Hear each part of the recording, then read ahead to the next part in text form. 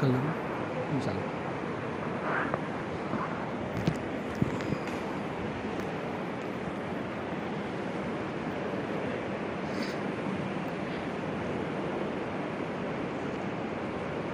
الحمد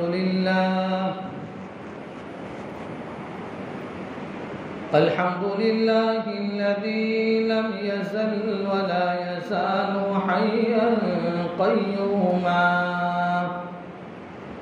سميعا قديرا مدبرا بصيرا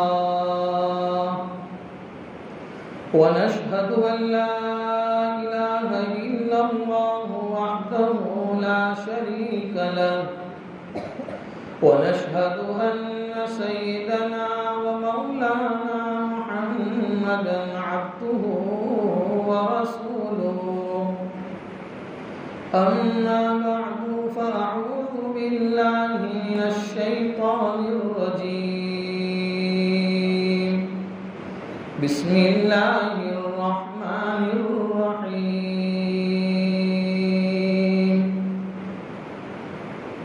وما أصابكم من مصيبة فبما كسبت أيديكم ويعفو عن كثير صدق الله العظيم بلغ العلا بكماله كشف الدجى بجماله حسنت جميع خصاله صلوا عليه وآله اللهم صل على سيدنا محمد وعلى آل سيدنا محمد وبارك وسلم. معزز علماء کرام،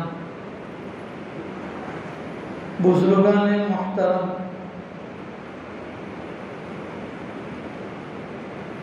حق تعالی جل شانہ نے اس دنیا کو دارالامتحان بنایا ہے. یہ دنیا آزمائش اور امتحان کی جگہ ہے.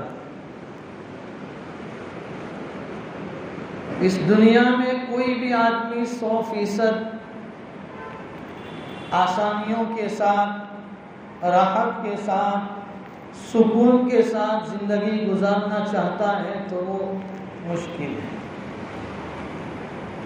اس دنیا میں پریشانیاں بھی ہیں، مصیبتیں بھی ہیں، راحتیں بھی ہیں. راحتیں کم ہیں، پریشانیاں، مصیبتیں، حالات زیادہ ہیں. 100% آرام کی جگہ، آسانیوں کی جگہ وہ جنت ہے، اور 100% پریشانیوں کی جگہ، مصیبتوں اور حالات کی جگہ وہ جہنم ہے. یہ دنیا دارالامتحان، اس دارالامتحان میں، اس امتحان کے گھر میں، اس ایگزامینیشن ہال میں دنیا کے ہر ایک آدمی کا امتحان ہو رہا ہے.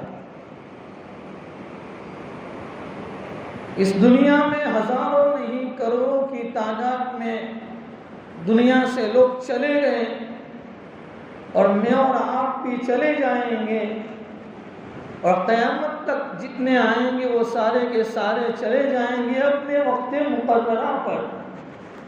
لیکن ہر ایک امتحان سے گزر کر جاتا ہے.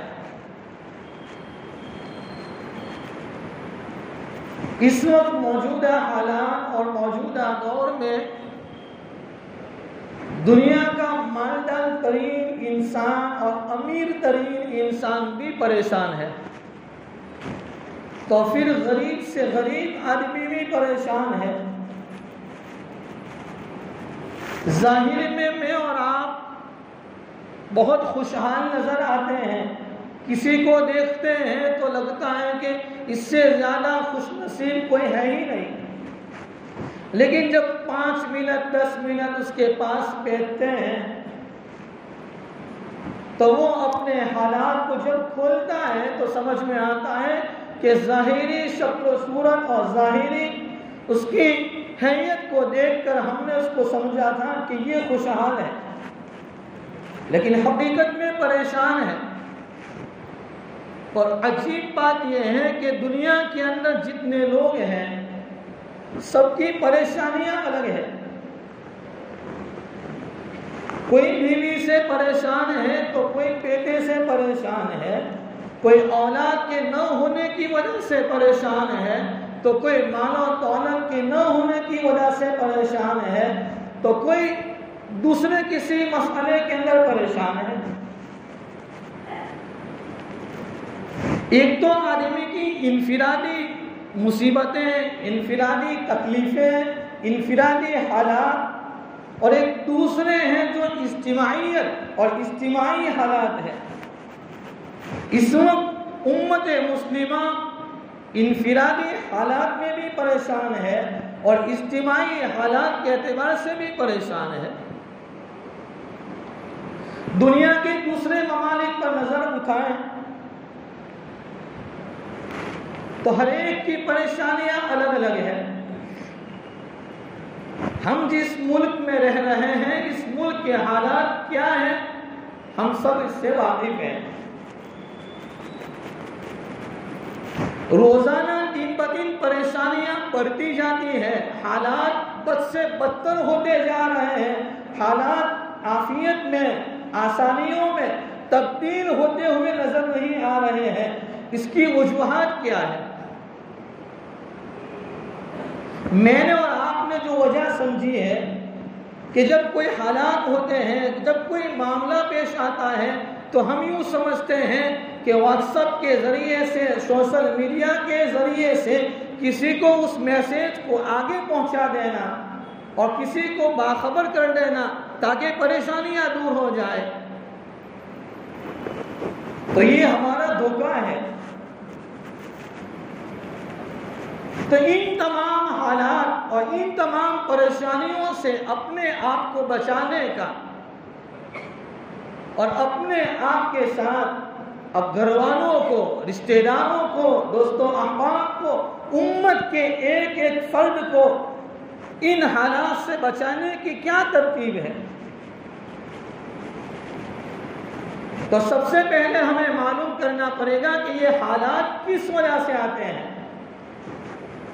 قرآن کریم میں حق تعالیٰ نے فرمایا وَمَا أَصَابَكُم مِّن مُّصِيبَةٍ فَبِمَا كَسَبَتْ أَيْدِيكُمْ وَيَعْفُو عَن كَثِيرٍ۔ اللہ تعالیٰ فرماتے ہیں تم پر جو مصیبتیں، جو حالات آتے ہیں وہ تمہارے ہاتھوں کی کمائی ہے، تمہارے اعمال کے نتیجوں میں آتے ہیں۔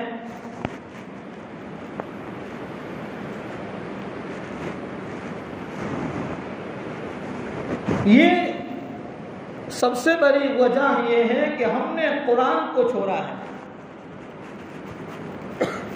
اگر ہمارے سوسائٹی اور ہمارے مسلمانوں کے سماج میں سے اگر کسی بچے کو اچک لیا جائے، کوئی لے جائے، تو پورے محلے میں شور شرابہ ہو جاتا ہے۔ حضرت مولانا علی میاں ندوی رحمۃ اللہ علیہ نے عجیب بات بیان فرمائی کہ جب ہمارے محلے میں سے کسی بچے کو اچک لیا جاتا ہے تو محلے میں شور ہو جاتا ہے، ہنگامہ ہو جاتا ہے۔ اگر خدا نہ خواستہ کسی اور قوم کا وہ بچہ تھا، وہ مسلمان کا نہیں تھا، کسی اور برادری سے تعلق رکھتا تھا، اگر وہ اچک لیا جاتا ہے تو پریشان اور حالات اور زیادہ خطرناک ہو جاتے ہیں۔ آج میرے اور آپ کے بچے ہماری گود میں ہونے کے باوجود ہمارے ہاتھوں سے اچک لیا جا رہا ہے اور ہمیں احساس تک نہیں ہوتا۔ وجہ یہ ہے کہ ہم نے سب سے پہلے جس عقیدے پر محنت کرنا تھا اور ہمارا عقیدہ توحید جو مضبوط کرنا تھا، ہم نے اس عقیدے کو چھوڑ دیا، ہم نے اس کو معمولی سمجھا ہے، ہم نے قرآن کی تلاوت کو عبادت سمجھا، ہم نے نماز کی عبادت کو عبادت سمجھا ہے، ہم نے ذکر و اذکار کو عبادت سمجھا ہے، لیکن ہم نے عقیدے کو مضبوط کرنا، اس کو ایسا مستحکم کرنا کہ حالات کے تھپیڑے کتنے بھی زیادہ سنگین آ جائے اور کتنے بھی زیادہ خطرناک آ جائے، میرا عقیدہ کبھی ڈگمگا نہ پائے، کبھی ہل نہ پائے، میرا عقیدہ مضبوط رہے۔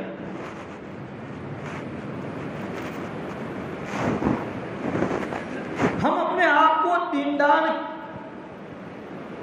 سمجھنے کے بعد ہم یوں سمجھتے ہیں کہ میں بہت بڑا دیندار ہوں، لیکن جب ہماری ماں بہنوں کی زبان سے، ہماری زبانوں سے جب وہ باتیں نکلتی ہیں عقیدوں کے بارے میں، تو ایسا لگتا ہے کہ ان کا ایمان بھی ہے کہ نہیں ہے۔ عقیدے پر ہم نے محنت نہیں کی، اور عقیدہ یہ بنیادی جڑ ہے، یہ بنیاد ہے۔ جب عقیدے کی یہ بنیاد کمزور ہوگی تو یہ سارا دین کے سارے ہمارے شعبے سارے کمزور ہو جائیں گے۔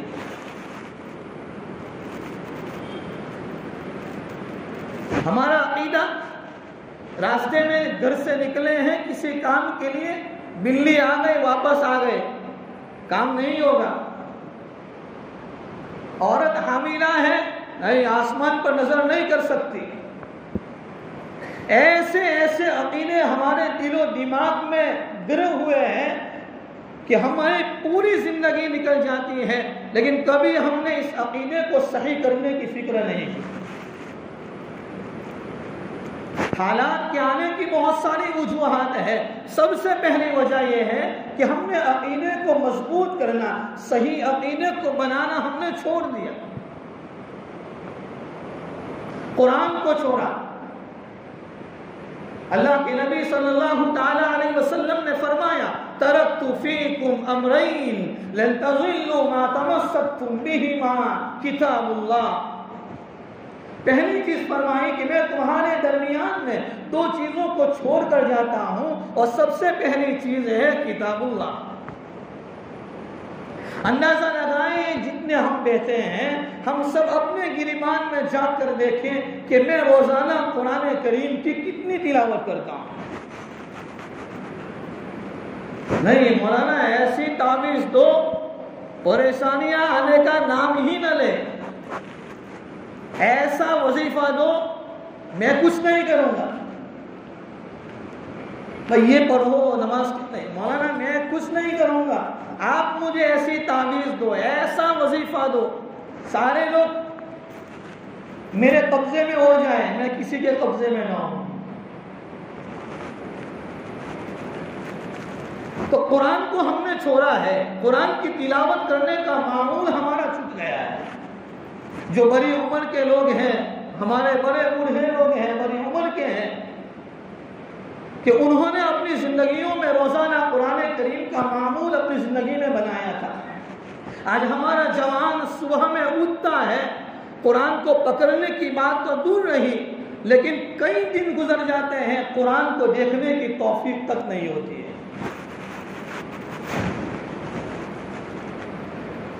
تو مسلمان کا بچہ، مسلمان کی ماں، مسلمان ماں کی گود سے لیا جا رہا ہے، ہماری گود سے ہمارا بچہ لیا جا رہا ہے، اور ہمیں احساس تک نہیں ہوتا۔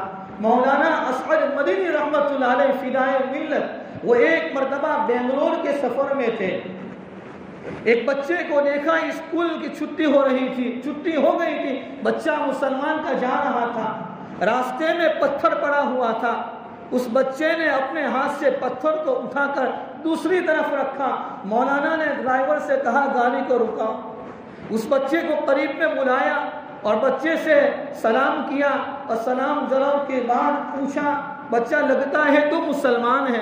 فرمایا ہاں میں مسلمان ہوں۔ مولانا فرمانے لگے تو کتنا خوبصورت ہے کہ تو نے راستے سے تکلیف دینے والی چیز کو راستے سے ہٹا دیا۔ وہ بچہ کہنے لگا کہ مولانا ہماری اسکول میں سکھایا جاتا ہے کہ ہمارے جو خدا عیسو ہے، جو ہمارا عیسو خدا ہے، یہ ہمیں یہ سبق دیتا ہے۔ اب اس کا عقیدہ دیکھو، کام بہت اچھا کیا ہے لیکن عقیدے کی بنیاد دیکھو۔ مفکر ملت حضرت مولانا عبداللہ صاحب رئیس کاکودروی رحمت اللہ علیہ فرماتے ہیں کہ ایک مرتبہ میں نے اسکول کی پہلے کلاس کی ایک بک میں نے اپنے ہاتھ میں اٹھائی اور دیکھنے لگا۔ جیسے ہی میں دیکھ رہا تھا ایک سبق پر میری نظر پڑی، اس میں سورج کی نشان اور اس کے وہ نقشہ لگایا ہوا تھا، ایک لڑکی کا فوٹو تھا جو اپنے دونوں ہاتھوں کو اس کی طرف کر رہی تھی، اور آگے جو اس کا ہیڈنگ تھا اس سبق کا، اس لیسن کا، اس میں لکھا تھا کہ میں اپنے سر کو تیرے سامنے جھکاتی ہوں۔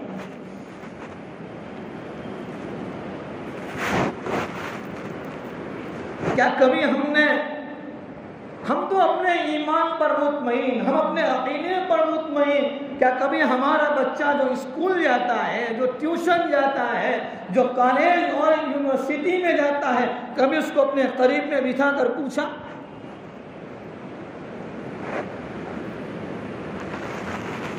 ہم نے عقیدے کو ایسا پیچھے ڈال دیا ہے کہ گویا عقیدہ نام کی کوئی چیز ہی نہیں۔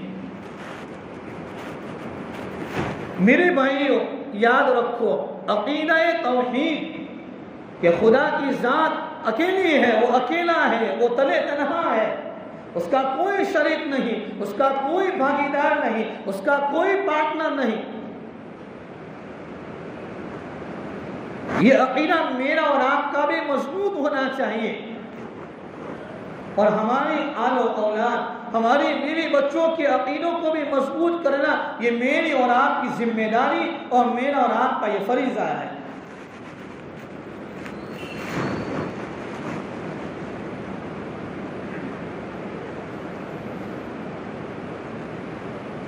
اگر ایک بچہ اگر بڑا ہو جائے، جوان ہو جائے،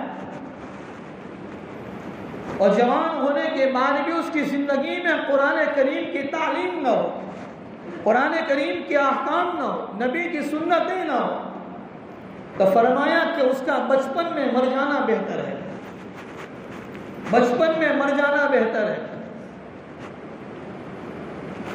اپنے بچوں کو، اپنے گھر والوں کو بہترین سے بہترین کھانا کھلاؤ، بہترین سے بہترین کپڑے پہناؤ، لیکن اس کے عقیدہ بگڑنے نہ پائے، اس کا عقیدہ صحیح اور درست ہو، مستحکم ہو، یہ میری اور آپ کی ذمہ داری اور فریضہ ہے۔ یہ جو حالات ہیں، ان حالات میں دو چیزیں ہیں، ایک تو حقوق اللہ ہے، دوسری چیز حقوق العباد ہے۔ حقوق اللہ سب سے پہلے اللہ کا حق ہے، اور دوسری طرف حقوق العباد۔ آدمی نماز بھی پڑھتا ہے، قرآن کی تلاوت بھی کرتا ہے، ذکر و اذکار بھی کرتا ہے، پھر بھی دعائیں مانگتا ہے، یاسین شریف کا ختم ہو رہا ہے، سب کچھ ہو رہا ہے، لیکن حالات کے بدل کے نظر پہ نہیں آتے۔ وجہ یہ ہے کہ ہم نے حقوق العباد میں کوتاہیاں کی ہیں۔ ہم سے ہماری بیوی ناراض، ہمارے والدین ناراض، ہمارے بچے ناراض، ہمارے پڑوسی ناراض۔ حقوق العباد کا معاملہ بڑا سنگین ہے، بڑا خطرناک ہے۔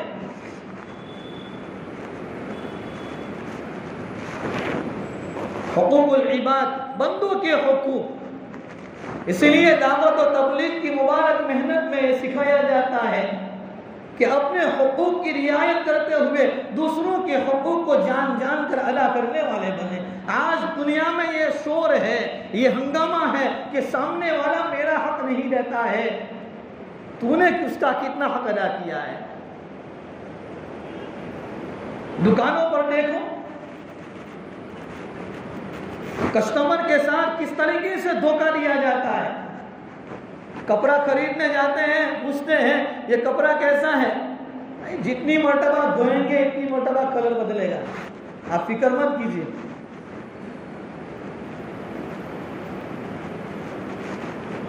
تو یہ جو حالات ہیں، ان حالات میں نظر کرنا ہے کہ یہ حالات جو آئے ہیں وہ ہمارے اعمال کی وجہ سے ہے، ہمارے گناہوں کا نتیجہ کیا ہے، تو ہم نے اس حالات کو دور کرنے کے لیے، اس حالات کو عافیت میں، آسانیوں میں، راحت میں بدلنے کے لیے جو ہم دن رات محنتیں کر رہے ہیں، دعائیں مانگ رہے ہیں، تو کیا صرف دعاؤں کے ذریعے سے، کیا صرف ہم آہو آزاری کے ذریعے سے یہ حالات درست ہو جائیں گے؟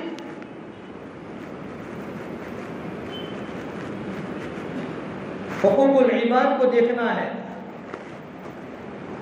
کہ ان عبادتوں کے ساتھ، ان دعاؤں کے اہتمام کے ساتھ جب آدمی دوسروں کے حقوق کو ادا کرے گا،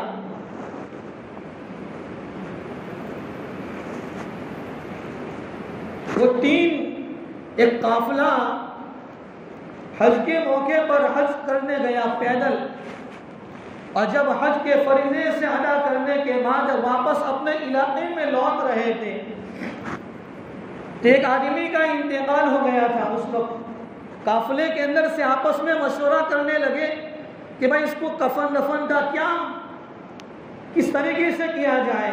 قافلے کے امیر نے، اس جماعت کے امیر نے ایک آدمی کو وہاں فتویٰ پوچھنے کے لیے مکہ المکرمہ بھیجا کہ فتویٰ معلوم کیا جائے کہ ہمارے جماعت کا ایک ساتھی راستے میں انتقال ہو گیا۔ لیکن اس فتویٰ معلوم کرنے سے پہلے معاملہ یہ ہے کہ اس آدمی کو غسل دیا گیا، کفن پہنایا گیا، اور کفن پہنانے کے بعد جب قبر کے اندر اتارا گیا جنازے کی نماز پڑھنے کے بعد، تو جب قبر کھودی گئی تو اس قبر کے اندر ایک اژدہا تھا۔ علامہ کمال الدین نویری رحمۃ اللہ علیہ نے حیات الحیوان میں یہ واقعہ نقل کیا ہے، تو انہوں نے، اس قافلے والوں نے وہاں سے اس جنازے کو ہٹایا، اس نعش کو ہٹایا، دوسری جگہ پر دفن کرنا چاہا، دوسری قبر کھودی تو وہ اژدہا واپس اس قبر میں آ گیا۔ تیسری قبر کھودی تو تیسری جگہ یہ اژدہا واپس آیا۔ فتویٰ پوچھنے کے لیے جو آدمی بھیجا، وہاں سے جواب آیا کہ آپ اس کو اسی حال میں دفن کر دو، اسی لیے کہ اگر آپ اس کو دفن کرنے کے لیے پورا جنگل کے اندر قبر بنائیں گے، آپ پورا جنگل کھودیں گے، پورے جنگل میں اژدہے نظر آئیں گے۔ ٹھیک ہے، ایک قبر کے اندر اس کو اتارا گیا، جیسے ہی مٹی ڈال رہے تھے، اژدہے نے اس مردے کی، اس نعش کو، اس کی زبان کو کھینچنا چاہا اور پکڑنا چاہا، وہاں سے عذاب کے حالات شروع ہو گئے۔ قافلے والے اپنے علاقے میں آ گئے، علاقے میں آنے کے بعد اس آدمی کے گھر پر گئے اور اس کی بیوی سے سارا معاملہ معلوم کیا۔ وہ بیوی کہنے لگی میرا شوہر بڑا نمازی تھا، بڑا قرآن کی تلاوت کرنے والا تھا، بڑا ذکر و اذکار کرنے والا تھا، عبادتیں اس کی زندگیوں میں بھری ہوئی تھی، کہ معاملہ کیا ہے؟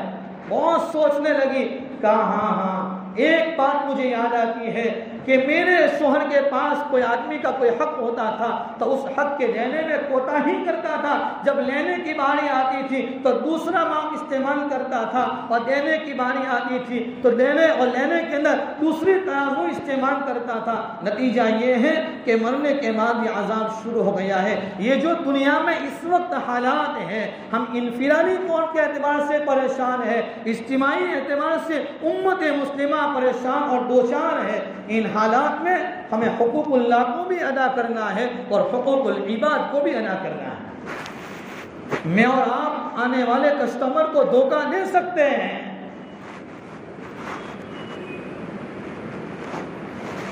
لیکن خدا کی ذات کو دھوکہ نہیں دے سکتے، خدا کی ذات کو دھوکہ نہیں دے سکتے۔ ہم اپنی بیوی بچوں کو دھوکہ دے سکتے ہیں، ہم اپنے والدین کو دھوکہ دے سکتے ہیں، لیکن خدا کی ذات کو کوئی دھوکہ نہیں دے سکتا ہے۔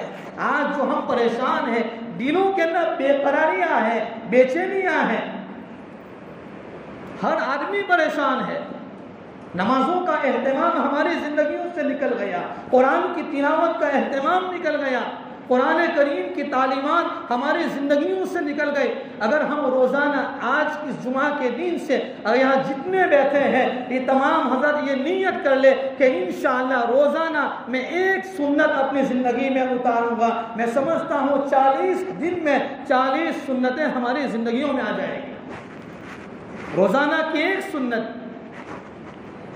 ایک ایسی سنت جس پر آج تک ہمارا عمل نہیں تھا، 40 دن میں 40 سنتیں ہماری زندگیوں میں آ جائے گی. 40 سال کی عمر ہو جاتی ہے، قرآن کریم پڑھنے کا آتا نہیں. حالات نہیں آئیں گے تو کیا آئیں گے؟ کہیں زلزلے ہیں تو کہیں پانی کا سیلاب ہے. دیکھو نا لیبیا کے حالات، 20,000 کے قریب لوگ موت کے گھاٹ اتر گئے. وہاں حالات ہیں، وہاں کی زندگیاں، وہاں کے لوگوں کی زندگیاں پریشانیوں میں ہیں، وہ حالات سے دو چار ہیں. کیا ہم نے ان کے لیے 2 رکعت نماز پڑھ کر اللہ سے دعائیں کی؟ ہم تو صرف واٹس ایپ پر میسج بھیج دیتے ہیں اور اپنے آپ کو بڑا یہ سمجھتے ہیں کہ ہم نے دین کا حق ادا کر دیا، ہم نے دین کی بات کا پہنچانے کا حق ادا کر لیا. جمعہ کا دین آتا ہے، سورہ کہف کی تلاوت کا اہتمام ہونا چاہیے. میرے بھائیوں، اس حالات میں سب سے پہلے یہاں جتنے بیٹھے ہیں، میں بھی نیت کرتا ہوں، ہم سب یہ نیت کریں کہ جس کسی کا میرے اوپر جو بھی حق باقی ہے، میں اس حق کو سب سے پہلے ادا کرنے والا ہوں. اگر ہم نے لوگوں کے حقوق کو ادا کر دیا اور ہم نے لوگوں کی طرف سے آنے والے تکلیفوں کو اس کے اوپر ہم نے صبر سے کام لے لیا، اس کو معاف کر دیا اللہ کے لیے، تو اللہ تعالیٰ ہماری زندگیوں کے اندر ایسی خوشگوار زندگی دیں گے، زندگیوں میں ایسے سکون دیں گے، ایسی راحتیں دیں گے، ایسی برکتیں دیں گے کہ جو کبھی ہم نے سوچا بھی نہیں ہوگا. اللہ تعالیٰ سب سے پہلے مجھے ہم تمام کو ان باتوں پر عمل کرنے کی توفیق عطا فرمائے اور دعاؤں کا اہتمام کرنا چاہیے. روزانہ صدقہ و خیرات دینے کا اہتمام کرنا چاہیے. صدقے کی بات پر ایک بات ہر جگہ کہتا ہوں، یہاں بھی کہوں کہ صدقے کے لیے ہم راستوں میں، محلے میں، گلیوں کوچوں میں مانگنے والا فقیر جو اچھا کرتا ہے، جو بڑا تندرست ہے، صحت مند ہے، ان کو دینے کے بجائے اپنے گھروں کے اندر ایک ڈبہ رکھنا چاہیے، اس میں روزانہ صدقے کی رقم ڈالو اور تاکہ ایک رقم ہو جائے، کسی غریب کی ہاسپٹل کی 2 دن کی دوا آ جائے گی، کسی غریب کا کام ہو جائے گا، کسی بیوہ کے کام میں ہمارا حصہ لگ جائے گا. لیکن یہ جو محلے میں، گلیوں کوچوں میں مانگنے والا فقیر جس کا روزانہ کا دھندا ہے، اس کو دینے کے بجائے، ہاں ٹھیک ہے، جو حقدار ہے، جو مستحق ہے، جس کے ہاتھ میں کام کرنے کی طاقت نہیں ہے، جس کے پاؤں میں چلنے کی طاقت نہیں ہے، ایسے فقیروں کو دینا، صحت مند اور تندرست کو دینا حرام ہے. یہ ہم گنہگار ہوتے ہیں. اسی لیے اپنی حلال کمائی کو دوسری جگہوں پر خرچ کرنے کے بجائے کوشش اس بات کی کرنا چاہیے، اگر ہم اپنے گھروں کے اندر ایک ڈبہ رکھیں، اس میں روزانہ صدقے کی رقم ڈالیں گے، مہینے کے اندر 50 روپے، 60 روپے، 100 روپے جتنے ہوں گے کسی غریب کے کام میں آ جائے گا. ہمارے محلے میں کتنے غریب ہوتے ہیں، گاؤں میں کتنے غریب ہوتے ہیں، ایسے غریبوں کی مدد کے اندر ہمارا حصہ لگ جائے گا. اللہ تعالی ہمیں دین کو صحیح سمجھ کر، صحیح طریقے سے، صحیح نیت کے ساتھ عمل کرتے ہوئے دوسروں تک صحیح نیت کے ساتھ پہنچانے کی اللہ مجھے ہم تمام کو توفیق نصیب فرمائے. آمین. وآخر دعوانا ان الحمد للہ رب العالمین.